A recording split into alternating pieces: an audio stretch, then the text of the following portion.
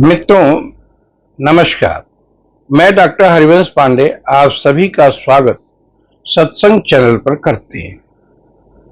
आशा है आप स्वस्थ और प्रसन्नचित्त होंगे। आज का विषय होगा अज्ञानेन आवृतम ज्ञानम। शिष्य ने पूछा, गुरुजी, लोग मोहित क्यों होते हैं? गुरु ने कहा, अज्ञानेन आवृतम ज्ञानम तेन मोह्यन्ति जन्तवः। अध्याय 5 का 15वां श्लोक की पहली पंक्ति है।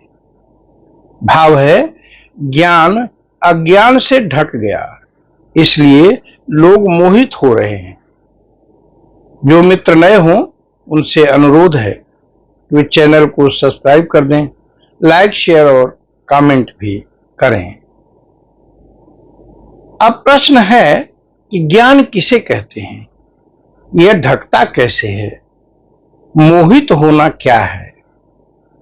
इस पर गुरु ने कहा, किसी व्यक्ति के आंतरिक स्व और ईश्वर के साथ गहरे संबंध की समझ को आध्यात्मिक ज्ञान कहते हैं। आध्यात्मिक ज्ञान से हम आंतरिक स्व और ईश्वर के साथ गहरे से जुड़ जाते हैं।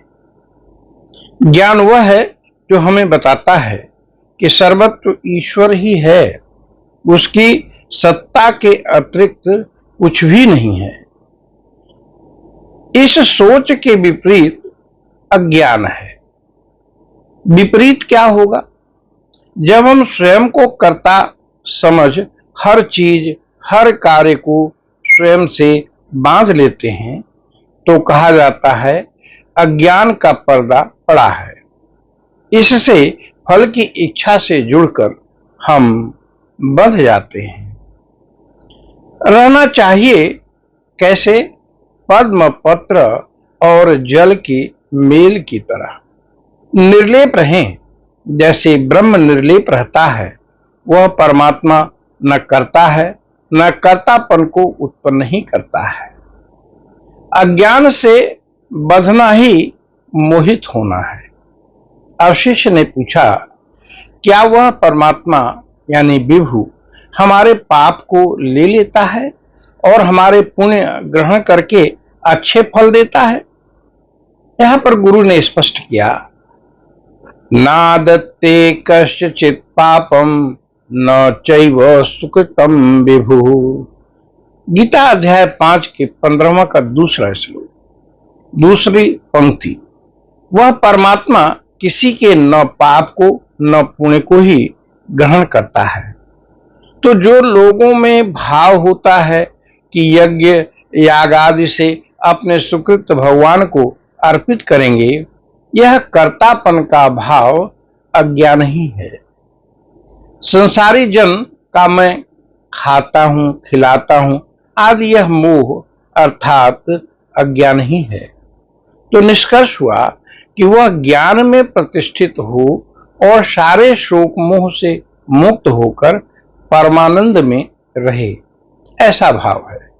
आगे शिष्य ने पूछा, गुरुजी, आत्म साक्षात्कारी के गुण क्या हैं? गुरु ने कहा, आत्म साक्षात्कार का मुख्य लक्षण है समदर्शन। ज्ञानी पुरुष अपने व्यक्तिगत राग द्वेष के आधार पर भेद नहीं करता। आत्म रूप से अनुभव किए परम सत्य को ही विभिन्न नाम रूपों में व्यक्त देखता है। गीता अध्याय 5 का 18वां श्लोक में कहते हैं, विद्या विनय संपन्ने ब्राह्मणे, अर्थात विद्या और विनय से संपन्न ब्राह्मण में। यह ब्राह्मण सात्विकता का प्रतिरूप है। गवि, गवि माने गौ में, यह मध्यम प्राणी है, रजोगुण युक्त, संस्कार रहित। हस्तिनी शून्य चैव स्वपाके च, हाथी, कुत्ता, चांडाल आदि जो नितांत तमोगुणी हैं, इन सब में पंडिता समदर्शिनः, जो पंडित जन होते हैं, विद्वान जन होते हैं, तत्ववेत्ता जन होते हैं, वे समभाव रखते हैं।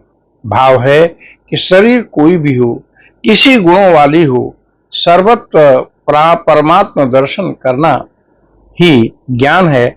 आत्म साक्षात्कारी के यही गुण हैं।